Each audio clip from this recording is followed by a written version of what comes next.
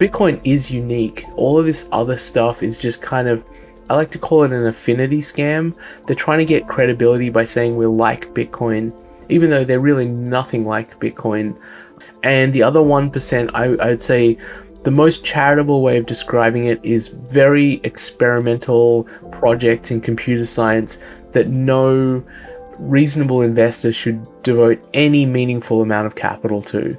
If you invest in one of these projects and you're not outcompeting Bitcoin, even if you're keeping pace with Bitcoin, you're doing really, really badly because you're taking on way more risk. Vijay Boyapati, welcome back to Hosting Bitcoin. Thanks, Bo. Good to see you again. Do you know, this is a very special day because you are the first repeat guest on the podcast ever. Wow, that's a nice honor. Thank you for having me again. The first time that we spoke, it was right before Bitcoin is for Everyone, the conference in Portland, up in our neck of the woods in the Pacific Northwest. And we spent a lot of time on kind of like Bitcoin 101.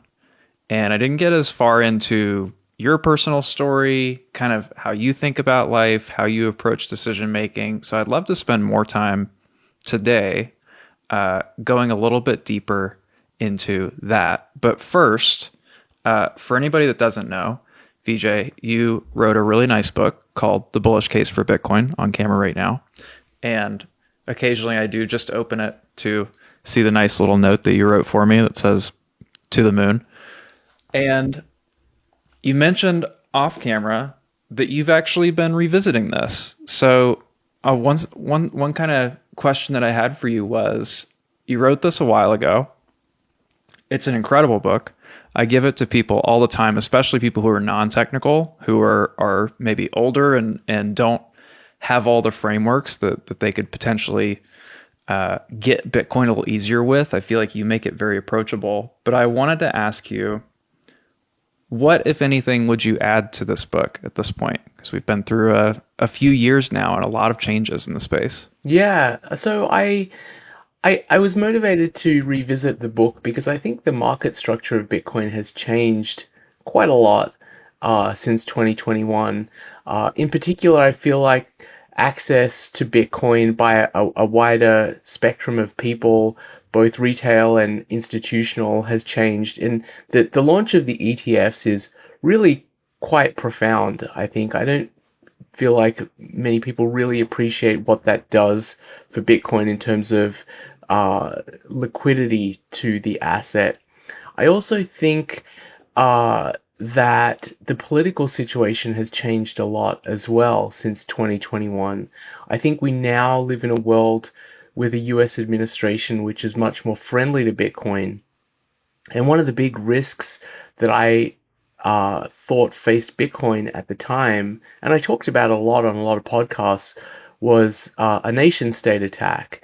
And I thought the way that you mitigate that risk, that it would be mitigated over time, is that Bitcoin would get political capture.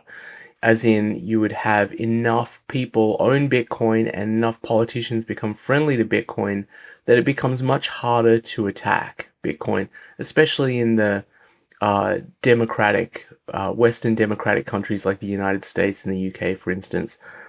And I actually believe this happened in the last, let's call it a year, that Bitcoin really meaningfully got political capture. And I think that was illustrated by the current president going to the Bitcoin conference and effectively bending the knee to Bitcoin, or to, the people who really care about Bitcoin. And for them, it's a big political issue, and catering to their wishes, and saying things like, we will create friendly regulation, we'll consider a strategic Bitcoin reserve, I'm going to fire Gary Gensler. He was really catering to the desires of that community, and that's what political capture looks like. So I think that critical risk to Bitcoin has really largely been eliminated, and that's a really big deal. I think now the pathway to Bitcoin's monetization is much clearer than it was 3 years ago.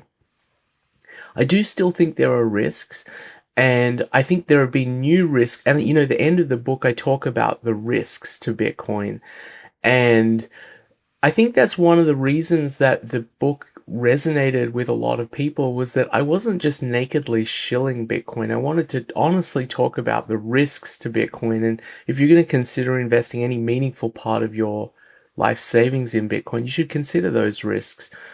And I think the risk profile of Bitcoin has shifted. On the one hand, nation state attack, I think, is a risk that has reduced dramatically. On the other hand, I think there are new risks to consider. One is quantum computing. I did write about it a little bit, but I think that risk has actually become more meaningful in the last year. And another risk is the risk of AI. And artificial intelligence poses both risks and potential benefits for Bitcoin.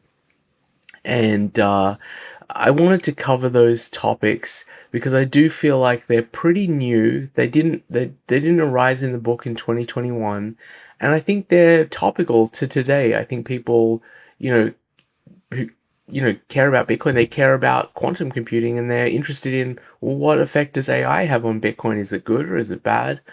So I wanted to visit those topics in some detail, and I think for the most part, the content of the book is evergreen, and the story of why money has value and how Bitcoin is better money. Those sections of the book are largely going to remain unchanged. There may be little updates here and there to like update, the cycles that Bitcoin has gone through. We've seen one more cycle, and I can describe that. But I would say the majority of the book will remain pretty similar to what it was, but there'll be some new stuff in there. So I do want to temper expectations. Don't expect a completely new book. It's a new edition of the book. So the political backdrop of this whole space has changed pretty dramatically. And I can see that being something that's definitely worth updating, because for the early years especially, that was the biggest fear that most people had, was some kind of political attack. But it seems like that has totally shifted and maybe is one of our biggest tailwinds. One of the things I wanted to ask you is I've seen you personally get much more active in the local political space. I've seen you doing things for Washington. I've seen you engaging in and offering your book up to Senator Lummis to distribute to people. How do you think about advocacy for yourself, and how's that changed now that we're kind of going with the wind rather than against it? So I had not had any involvement in politics for the last, let's see, 17 years, I think. The last time I was involved in politics was 2007, when I quit my job at Google and I went to campaign in the US presidential election. There was a candidate who I was really excited by, Ron Paul, and he was talking about a bunch of ideas that really no one else was talking about, that the US should really not be involved in meddling in the affairs of other countries, especially in the Middle East, that there's a lot of blowback from that. And which was really, at the time, very controversial for a Republican candidate to say that. He was the candidate of peace in a party that was really a war party that really advocated for war. And he talked about sound money and the Federal Reserve and the effect it has on the economy, which is really something that no one talked about at the time. And I remember the first time I came across him was in the Republican debate, and there was this electric moment where he explained these ideas about meddling in the affairs of the Middle East. And Rudy Giuliani turns to him and says, "Are you blaming us for the terrorist attacks on the United States?" And the crowd was jeering Ron Paul, this, fairly frail looking older gentleman. And I just remember the courage of his conviction, standing there in front of this audience baying for blood. At the time, the Republican Party was a very neocon party, and very calmly explaining his perspective on why this is bad for the United States and why we wouldn't appreciate it if other countries meddled in the affairs of our country. And it just, I, I was so inspired. And then he came to Google, and I was working at Google at the time. And after his, fireside chat at Google to Google employees, I got to ask a question. And I said, if I could, I would write you a blank check.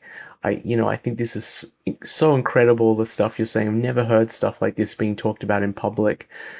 And then a few months later, I quit my job at Google, and I helped raise millions of dollars for his campaign. I brought hundreds of volunteers to New Hampshire to campaign for him and knock on doors and give away copies of the US Constitution, thousands of copies to people in New Hampshire. And I was really excited and idealistic about, we have a chance to change the country. This is so awesome. And then Fox News decided to exclude Ron from the debate, the Republican debate, despite the fact that he had raised more money than anyone. There was this very active and passionate grassroots movement. They just said, no, we're not going to let you in the debate. And that completely destroyed his chances. And what I realized at the time is that there are these much more powerful forces in politics that really do control the course of events. And that was really dejecting for me. And seeing how the sausage is made in politics really left a bad taste in my mouth, and I didn't want to be involved. And so I just gave up on it and went back to, engineering and software, which is my training and what I'm interested in, and went back to the startup world. And then I came across Bitcoin in 2011, and then I started thinking, maybe we can change the world for the better through technology instead of through politics. And that seems like a much more positive way of changing the world anyway. Politics is a very dirty business. So was not interested or involved in politics, didn't want to be involved, to be honest. And then just this last year, I got involved in politics again. Washington State, where I live, did something that I thought was just really, really detrimental to the state that I live in. And Washington was one of the few states in the country which had no income tax. And this was a really strong comparative advantage to attract great, talented people to our state. We had so much net immigration to Washington from California and other parts of the country. And we do have a really thriving tech sector with these huge companies like Amazon and Microsoft. And people around the country would say, hey, I could go work in Seattle and work in tech, and it's got a great scene, and I don't have to pay income taxes. That saves me a lot of money.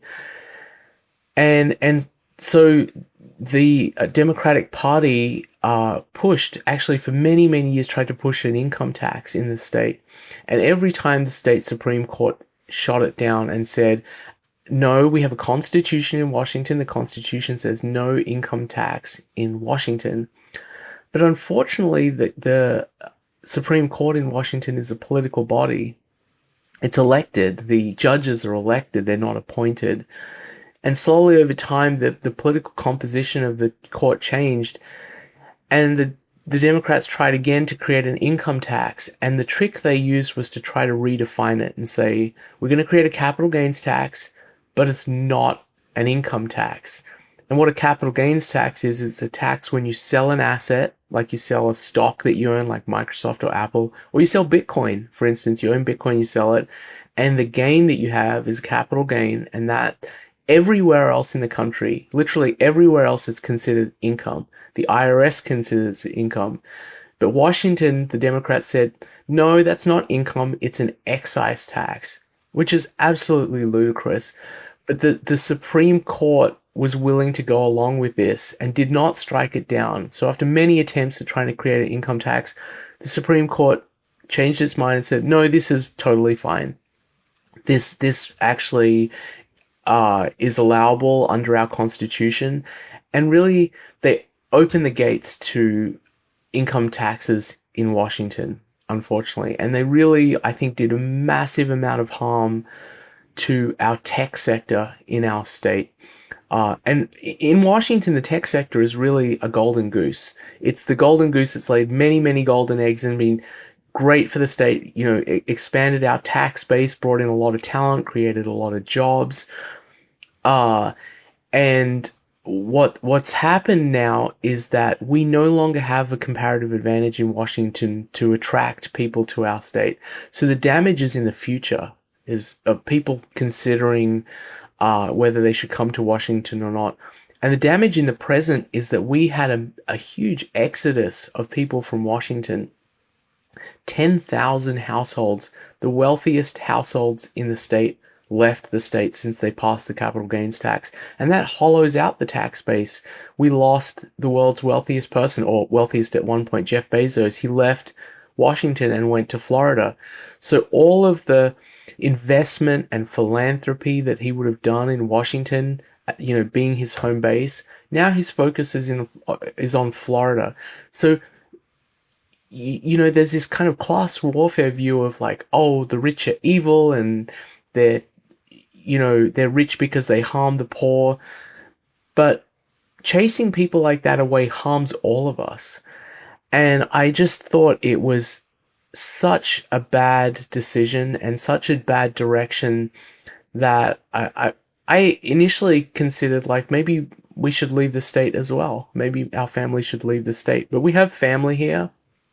And so it is difficult to leave the state when you have this other factor that's important.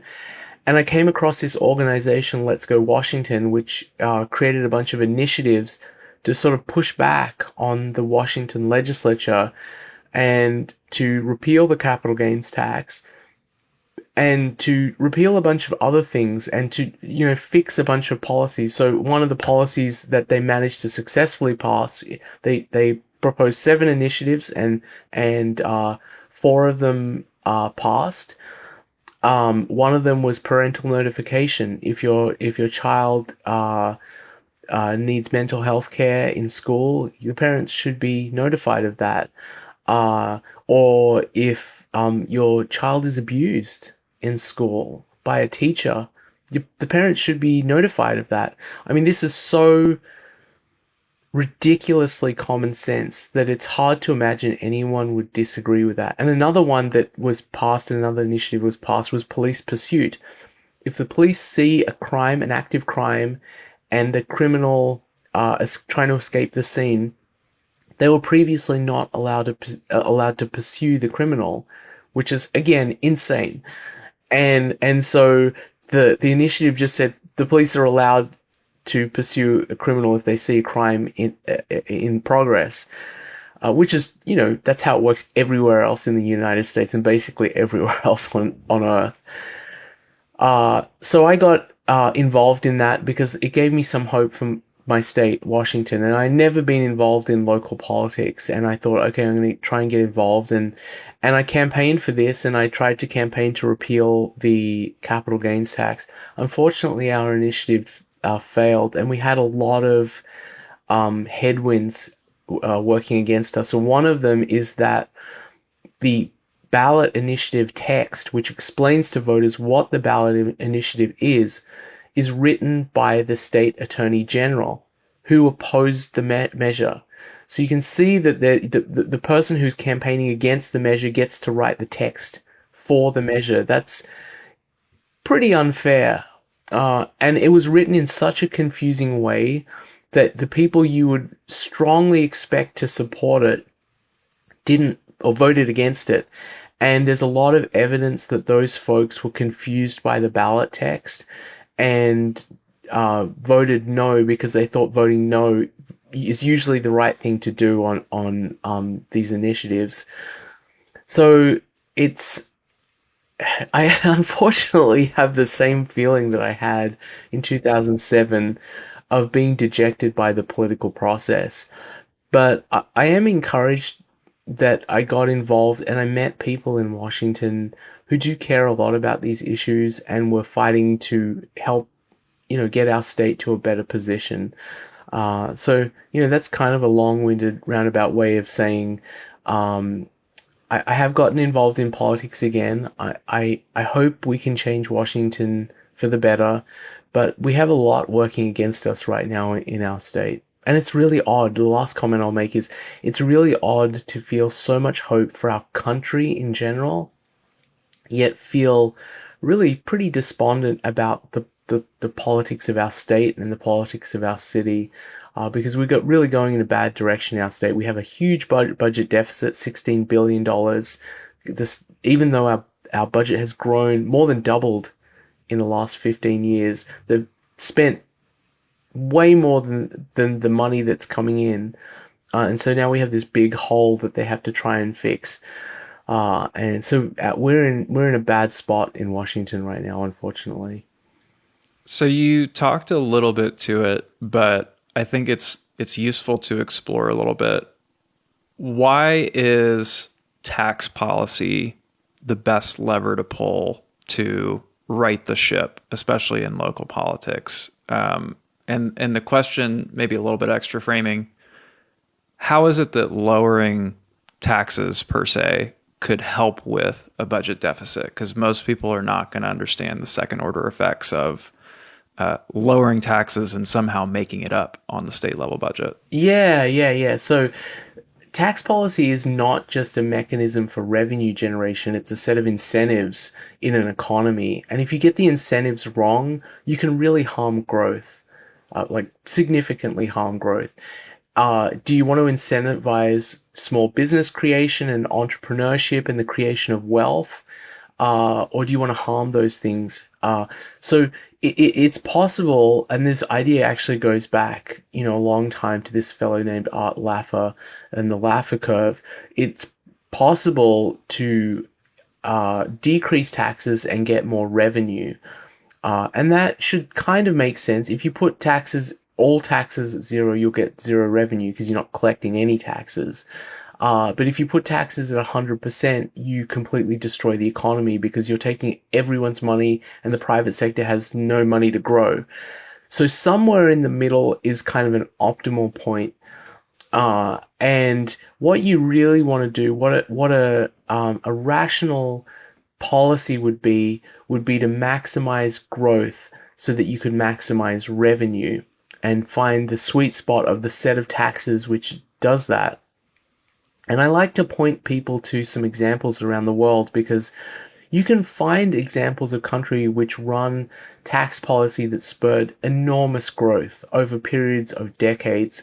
And I like to point to two places on earth. One is Dubai and one is Singapore. 70 or 80 years ago, Dubai was an empty desert, mostly.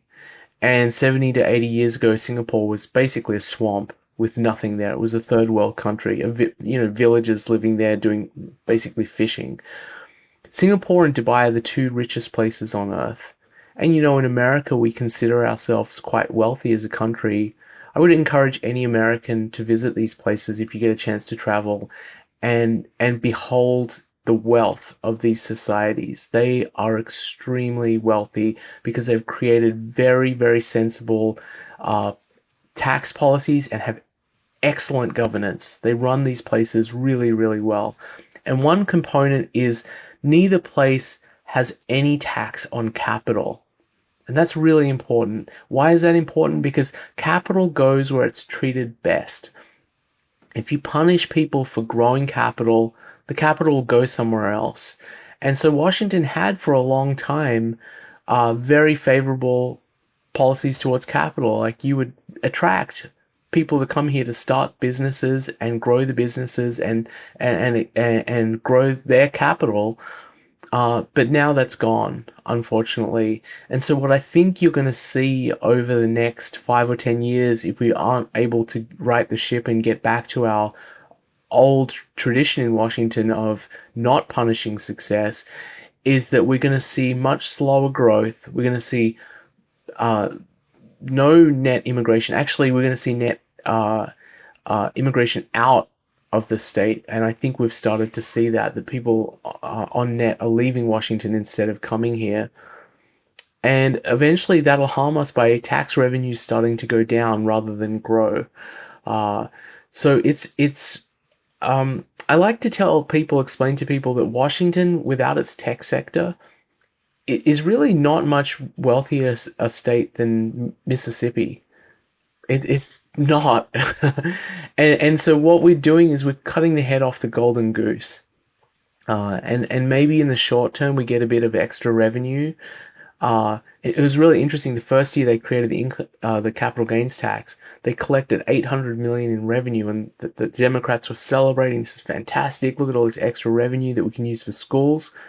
The next year it dropped to 400 million. And I suspect that trend is going to continue to go down over time. And so what they've done is they've created massive harm to the incentives for people to create business here and to immigrate here. And the revenue that they're going to get is not going to do what they think it's going to do. Uh, I think it is important to consider tax policy, not just as a revenue mechanism, but as the incentives to create growth which benefits everyone in our community. Bitcoin mining allows you to acquire Bitcoin at a lower cost than buying Bitcoin outright and produces consistent results. At Abundant Mines, we take care of setup, maintenance, and performance so that your miners can run efficiently. It's a straightforward way to grow your Bitcoin stack without the guesswork. Book a call to start now. Thank you, because that's an amazing way of describing the second order effects of doing something that's kind of counterintuitive. And you've said something before that I really resonate with, which is that we live in a day where information travels at the speed of light, but understanding definitely doesn't. And there's so many things like this that are complex, interrelated, and the second order effects of making one decision are not necessarily so obvious. For you specifically, how do you approach building more understanding rather than just gathering more information about anything that you're learning about? Well, just personally, I've had this tendency since I was a kid of my sister, when I was a kid, she used to call it my fads. I'd have a fad where I just become obsessed with something and I would just devote all of my energy to learning that thing for months and months or years and years. And then I would feel like I had sucked all the knowledge out of the area I was interested in, and then I'd move on to my next fad. I don't know. That's just how my brain works. So when I was a kid, at one point I was just obsessed with British history, and I can still today recount every British king from like I don't know 1050 to like 1700 and give you a little biography of each one of these. Completely useless knowledge, but uh, and I think now doing that is much easier because we live in what I would describe as a renaissance for autodidacts. Anyone who's interested in learning can learn anything.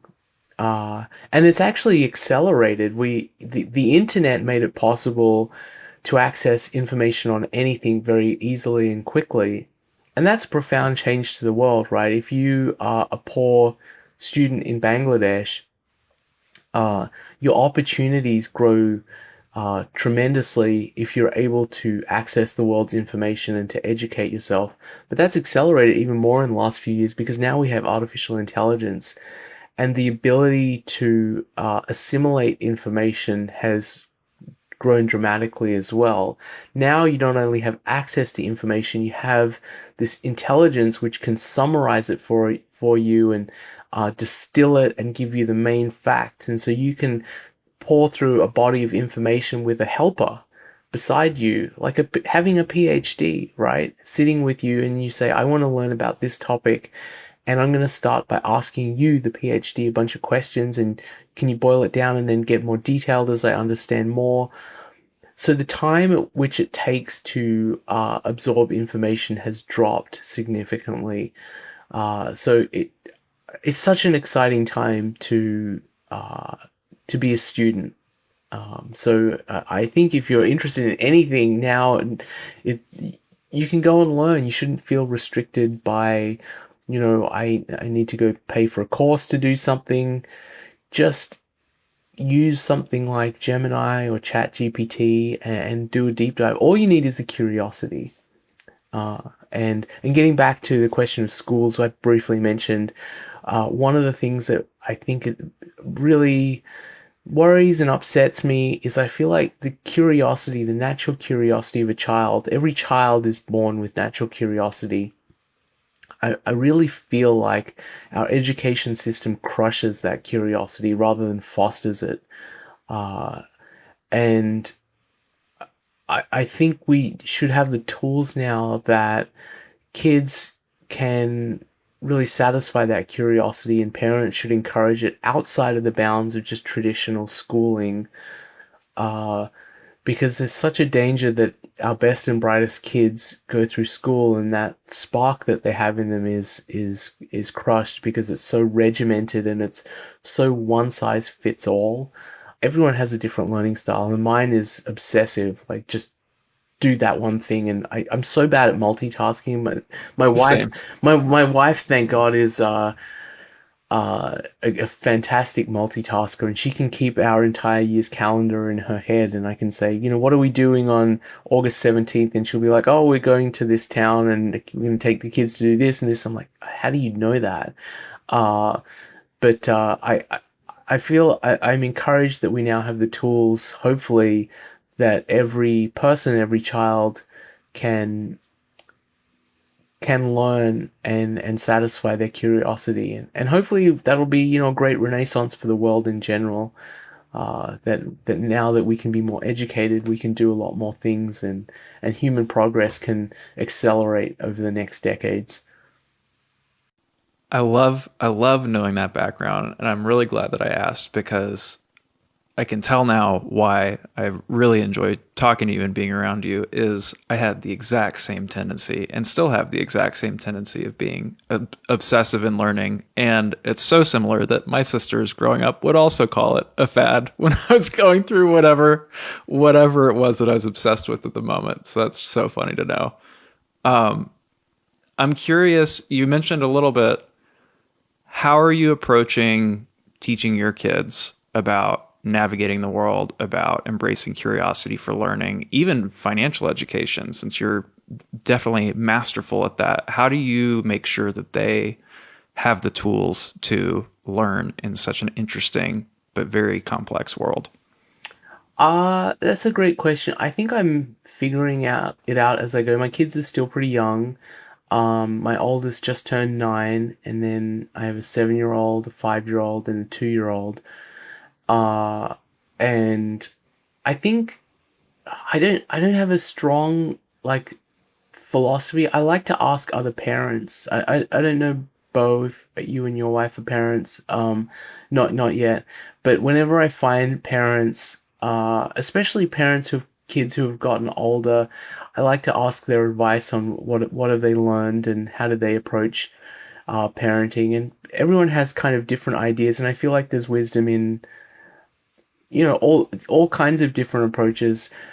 In terms of financial education, I think I like the idea of exposing my kids as early as possible to entrepreneurship and also ideas around money. I think it's healthy to, give your kids an allowance and help them understand the benefit of delaying gratification and saving and saying, you got a $5 allowance, you can go out and buy candies, but if you wait a few weeks or a month, there's a toy that you really wanted, which is, more expensive that you can save up for. Or if you wait even longer, what else could you do with the money? Or if you think about a much longer horizon, like when you become an adult, what are the things that would be great that you could do as an adult if you think about saving now? Maybe later on when you're an adult, you want to buy a house or you want to buy a car, or there are things that you want to do. And if we think about saving now, can we start thinking about what that might mean in the future? And then you can start. My kids are still fairly young, but you can start, introducing ideas like the compounding of growth, and start talking about money. Money is such a big subject. Like, why do we have money? Why does it have any value? I think all of these ideas are really important for kids to understand. And I feel like my daughter is right at the age where she's starting to understand this stuff. I also think it's great to encourage entrepreneurship, and I know it's a little cliche, but my kids have done every summer they do a lemonade stand, and I really wanted to expose them to the idea of costs and profits, and I went to the store with them to buy supplies for making lemonade, and I said, this cost this much. It cost like $20 to buy all of this stuff, the cups and the lemonade, uh, and you owe me that. That's my money. And so when you're selling lemonade, you have to make more than that before you have profit. That's your costs. And so when they sell the lemonade and they make say $30, I explain, hey, 20 of those dollars come back to me. I haven't yet gotten to the idea of taxation. I probably should because it's going to turn them into raving libertarians. Or I say, there's a tax for living in this house. And we live in Washington, so it's a high tax state. So it's, federal tax. And because I'm the one dealing with the tax on all his income, federal tax plus the state tax, you're talking 30%. And I feel like I can, because I'm a libertarian person myself. I feel like I can, uh, naturally influence them in that direction when I start taking money out of their pocket, explaining that you have to pay taxes as well, and why you have to pay taxes. And sure, the government will say it's for services, but could those services be, paid for in a better, more efficient way? Maybe they could. So all of these ideas I feel like are coming up now, and I'm navigating it myself. I don't have any strong advice, uh, besides expose your kids to the ideas around money and hard work and entrepreneurship. I think those will serve them well for the rest of their lives. One thing that I've found especially difficult and that I try to be as aware of as possible. I don't have kids, but I'm educating people seemingly every day. And specifically in mining, there's this issue where you get what I've heard people call too close to the elephant, where you're so involved in it. You see it every day. It's like the water that you're swimming in, that you forget how complex it is to most people and how foreign it is. And you've been in the Bitcoin space longer than most people. How do you keep a balanced perspective and a way of approaching educating people that doesn't get so caught up in your extremely deep experience? And I know that you could run circles around people with technical jargon for days on end, but how do you keep a really balanced perspective and way of not just educating people, but also navigating the space? I mean, it's easy 10, 15 years in, going from less than $1 billion in market cap to talking about strategic reserves, to kind of lose perspective a little bit. How do you reset the way that you navigate this space? I think it starts with my own understanding, and I feel like I find it really difficult to understand anything when I'm super zoomed in. Like the way my brain works is I have to be way, way zoomed out, and I need to be able to understand it really well enough that I could explain it to my mother and she would understand it. And that otherwise I don't honestly feel like I understand it. If I can't give an explanation that could be absorbed by a complete layperson all the way to someone who's fairly technical, then I just feel like I'm really on shaky ground. And for whatever reason, I feel super self-conscious talking about anything where I don't feel I have an extreme command of the subject. So if I'm on shaky ground, I just feel really nervous about talking about it. So I think it comes from that a little bit. The way I understand things, which is always to start from a super broad perspective, and like what is Bitcoin?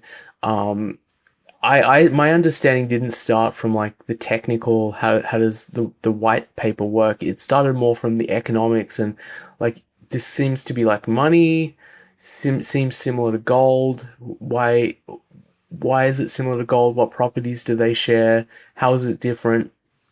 And then slowly but surely I would dig into the details and then understand them, and make sure that my broad level understanding was backed by the detailed understanding. So I think that's again how my brain works. And I really do feel like if you can't explain something to someone in a way that it clicks for them, then you probably don't understand it.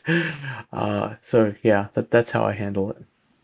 How are you thinking about the strategic Bitcoin reserve that's been proposed? Do you feel like that is a positive thing, or do your more libertarian leaning ideals kind of shy away from government getting involved in our space at all? I think as an American, I I think it's good for the country as a whole, for the nation, in a sense that even though I'm a libertarian, I realize that I live in a country that has a government, and that government has this big debt burden. And that's a debt burden on everyone. It's a burden of debt, especially on our kids and their kids. You know, the generations before us and our generation have borrowed so much money through our government that needs to be paid back, and that can only be paid back through taxation.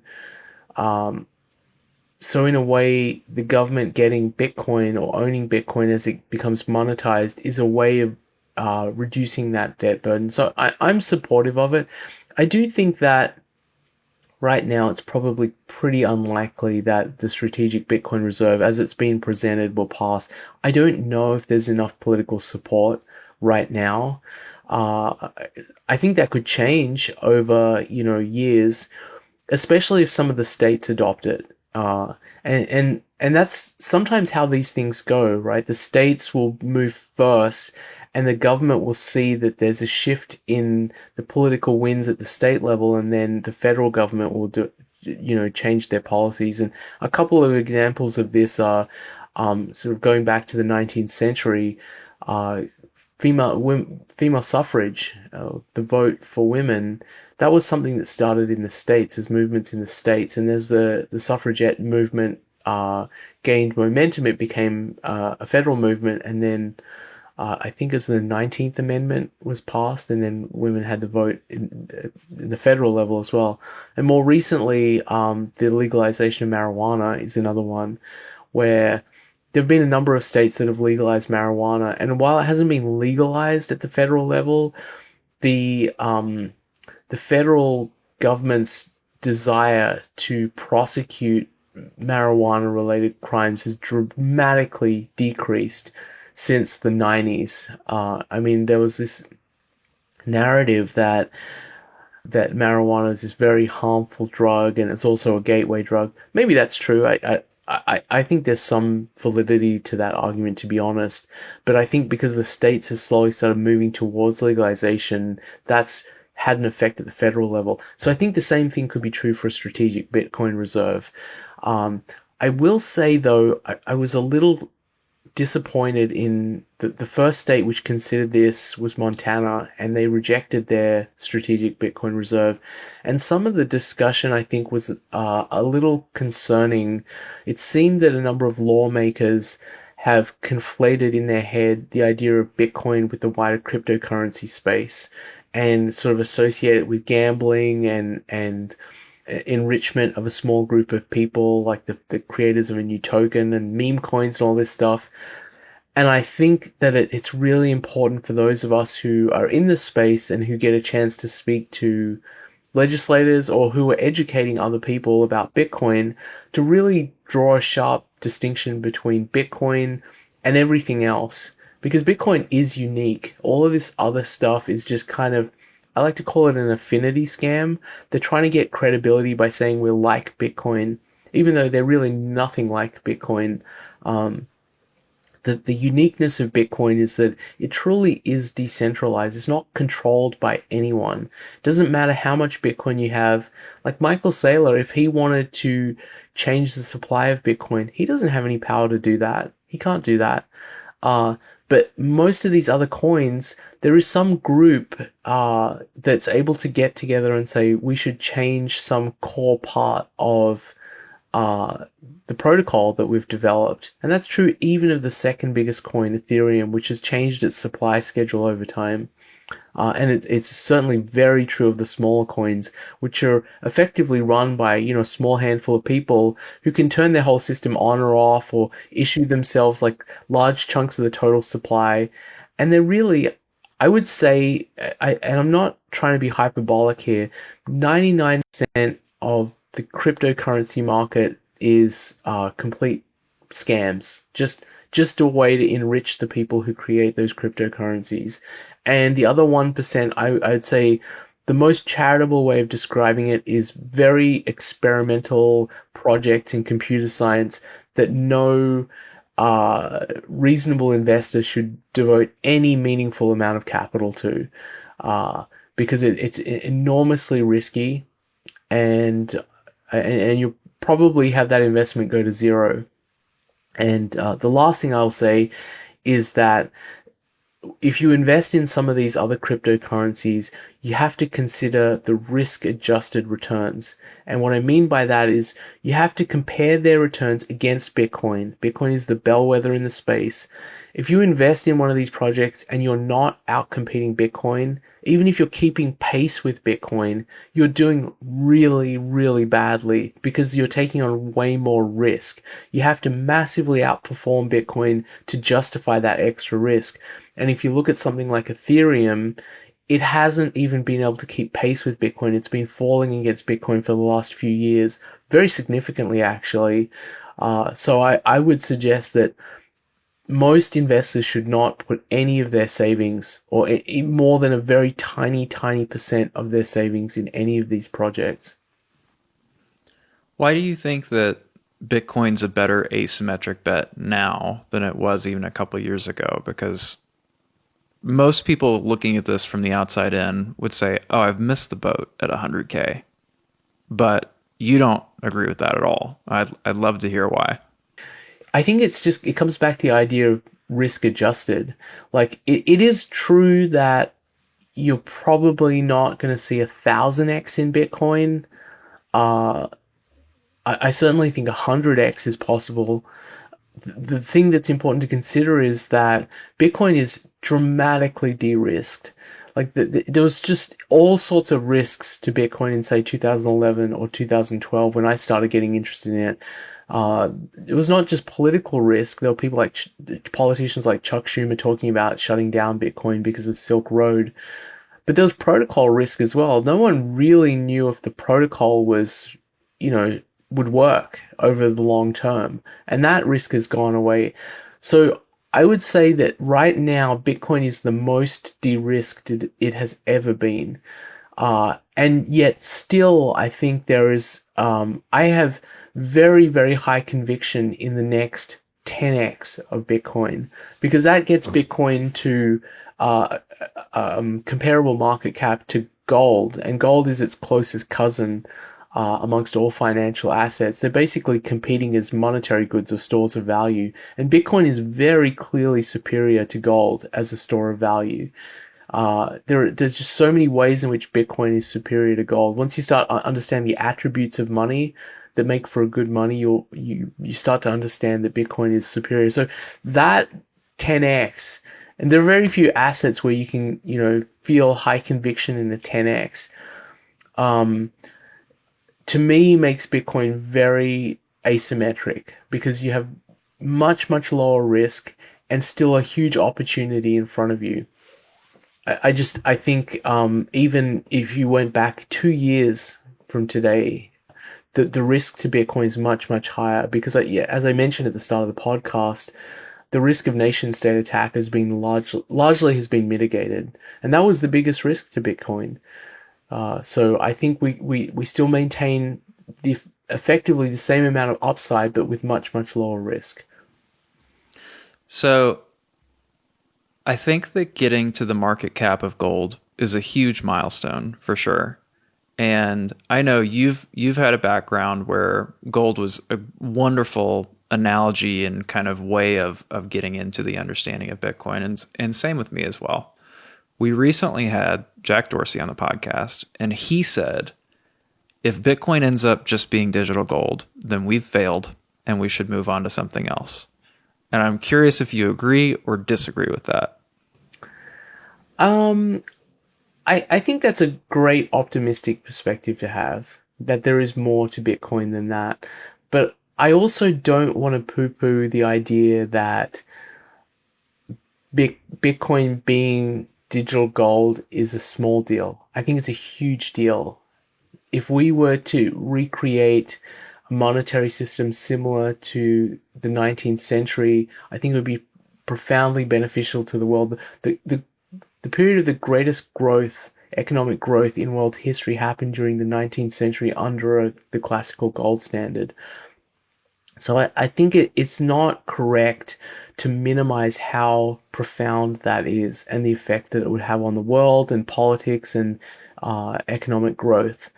The idea that Bitcoin could be more than that, I think that's great. That's the cherry on the cake. But I focus on that first big prize uh, because that's big enough for me.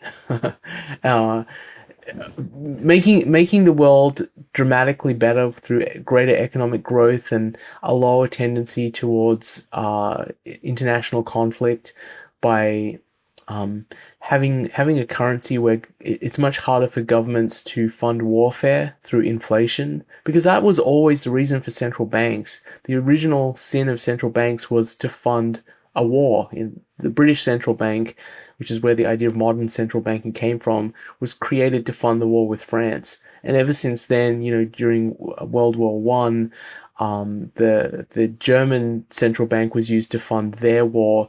It's always been inflation to fund warfare, and I think one of the great benefits to human society on a hard money standard like a Bitcoin standard is that it becomes much more difficult for governments to fund things through inflation. They have to fund things through taxation. And as much as I don't like taxation, the benefit is when the government's taking money directly out of people's pockets, there's political pushback because, people don't like it. Like I was saying, my kids will probably not like it when I say, hey, 30% of that lemonade stand money is coming to me, the tax collector. People just generally don't like it. But it's an honest system because you're telling people to their face, we're going to take this money from you. Inflation is dishonest. It's insidious. It's sort of hiding in the background and people don't understand what's happening. They just see prices going up and they don't really understand what the reason for that is. So for me, that's the big prize. A world with much greater economic growth, a world with less conflict, is enough to feel really happy. And if Jack Dorsey wants to do more with Bitcoin and other people want to do more with Bitcoin, you have my blessing. I think that's great. I'd be inclined to agree with you only because store of value is still a real problem to solve in the world today. It's not an either or thing. Kind of to your point, there's several different, and you mentioned this in the book and other interviews, there's levels of adoption to this thing. There's the speculative technology, there's the replacement of gold, and then there's at some point the world's money and the world's unit of account and essentially the base layer of the financial system. And there's stages to that, and we're still going after that first really big stage that people have been talking about since the inception of this. And the store of value stage, sorry to interrupt, but the store No, of value please. stage is the biggest stage in the evolution of money. And the store of value market is hundreds of trillions of dollars large. And I think it's important to keep your eye on the prize. And I like to think of my early career at Google.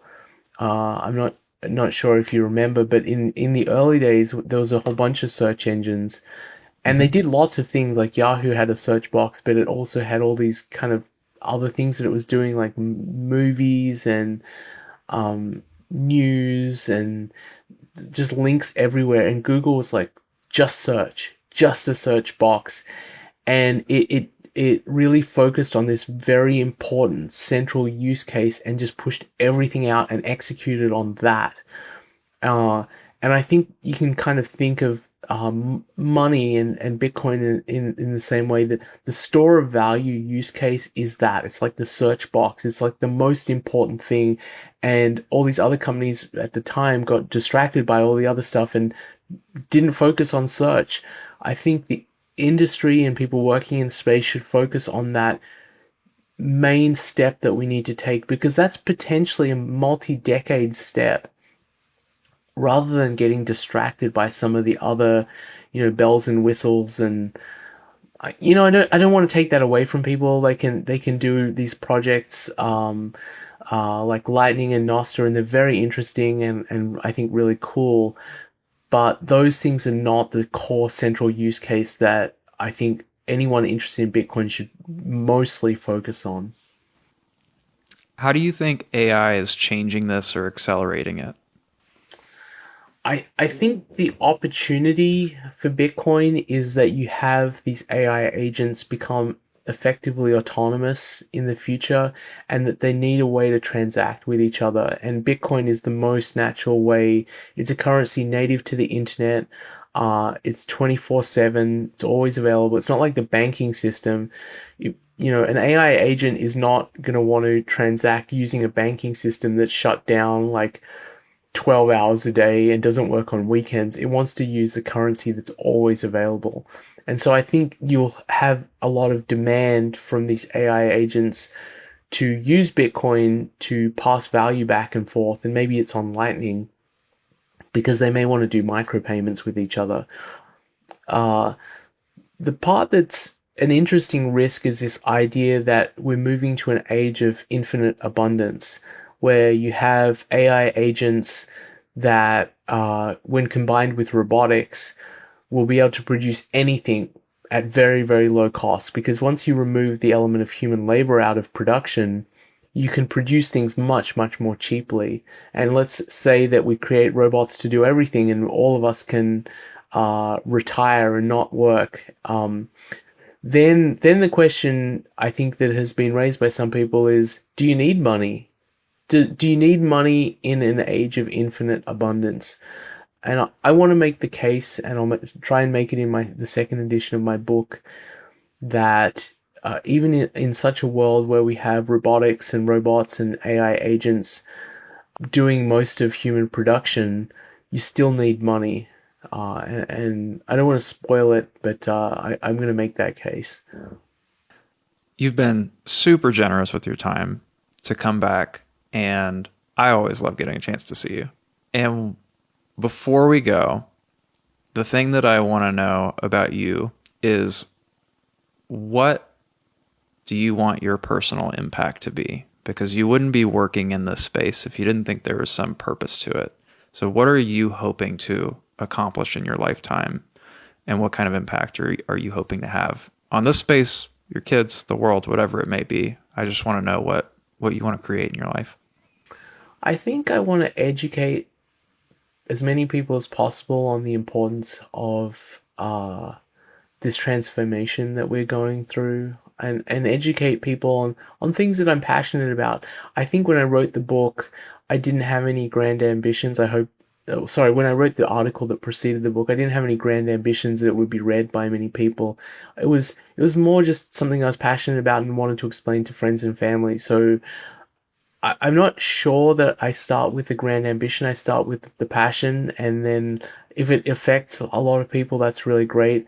I think understanding ideas is something that's really important to me, and it happens to be that this is a very important idea. And so, if I'm able to help educate people on why Bitcoin's important and uh, help us get to a world with a much better monetary system, I think that would be, I would feel very satisfied with that impact on the world. Beautiful answer. And I think that it's having impact because your block clock behind you says that just since we started recording, we've gone up $1,000. So keep doing more education. That should keep on going up. For people that don't have it yet, the Bullish Case for Bitcoin, Vijay is writing the second edition of that book. And Vijay, where can people find your book? Where can they find you and keep up with what you're working on? Yeah, so you can find my book at my website, bullishcaseforbitcoin.com, and you can find me on Twitter or X now, real_Vijay, so REAL_VIJAY on X, and I talk a lot about Bitcoin there. It's my outlet for all the ideas bouncing around in my head. And if you're in Washington specifically, you've got an account just devoted to Ah, Washington advocacy, yes, correct? I do. Yes, yes. I created a separate account just for Washington specific issues because I felt my followers on my Bitcoin account, most of them are outside Washington and probably would be annoyed if I started talking about Washington all the time. So it's called VJ, my name, in WA, INWA. So that's where I talk about local politics and how we can hopefully improve Washington. Love it. Thank you for coming on again, VJ. It's great to see you and can't wait to see you again in person. Thanks, Bo.